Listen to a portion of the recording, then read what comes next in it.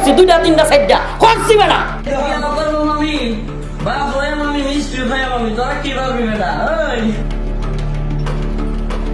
শিশু বক্তা হিসেবে একসময় বেশ সুপরিচিত ছিলেন মাওলানা রফিকুল ইসলাম মাদানী। তবে সাবেক প্রধানমন্ত্রী শেখ হাসিনার শাসনামলে ওয়াজ মাহফিলে সাহসী বক্তব্য দেয় তাকে গ্রেফতার ও নির্যাতনের শিকার হতে হয়েছিল।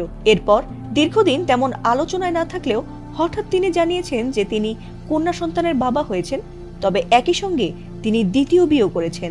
আর সে কারণে মিষ্টি খেয়ে উল্লাসও করেছিলেন তিনি। আর সেই ভিডিও দ্রুতই ভাইরাল হলে নিন্দার ঝড় ওঠে সামাজিক মাধ্যমগুলোতে। আর সেই আগুনে ঘি ঢেলে মাদানীকে এবার নিজের শ্বশুর বলে দাবি করলেন নয় বিয়ে করা মুফতি মামুনুর রশিদ কাশেমি। উভয় স্ত্রীর মাঝে ইনসাফ করবেন এবং যখনই দেশে আসবেন। বুধবার এক ফেসবুক স্ট্যাটাসে মাদানী তার দ্বিতীয় বিয়ের কারণ খোলাসা করে লিখেছেন তিনি গুনাহ থেকে বাঁচতে শরীয়ত মোতাবেক বিয়েটা করেছেন। তিনি লিখেছেন, আল্লাহর ভয় এবং গুনাহ থেকে বাঁচতেই নিজের জীবনের এই কঠিন সিদ্ধান্ত তিনি নিয়েছেন।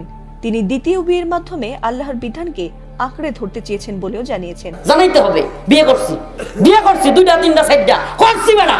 তবে প্রথম স্ত্রীর সন্তান জন্মের দিন তার অসুস্থতা সত্ত্বেও তার সেবা না করে আর ধৈর্য না ধরে দ্বিতীয় বিয়েকে প্রকাশে এনে মিষ্টি খাওয়ায় নেটিজেনদের তীব্র সমালোচনার মুখে পড়েন তিনি।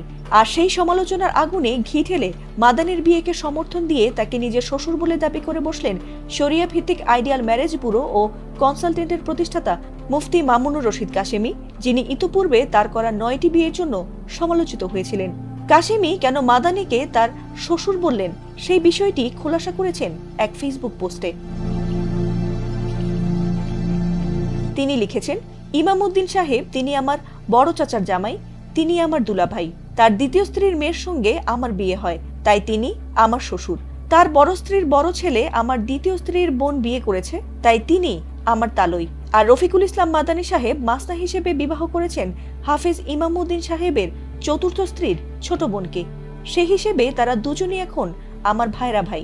বলতে গেলে অবশেষে মাদানী ভাইও আমার শ্বশুর হয়ে গেলেন। যদিও এ সময় নিজের করা 9 বিয়ের পর আবার কোনো নতুন খবর আছে কিনা সে বিষয়ে নেটিজেনদের প্রশ্নের কোনো জবাব দেননি মুফতি কাশেমি।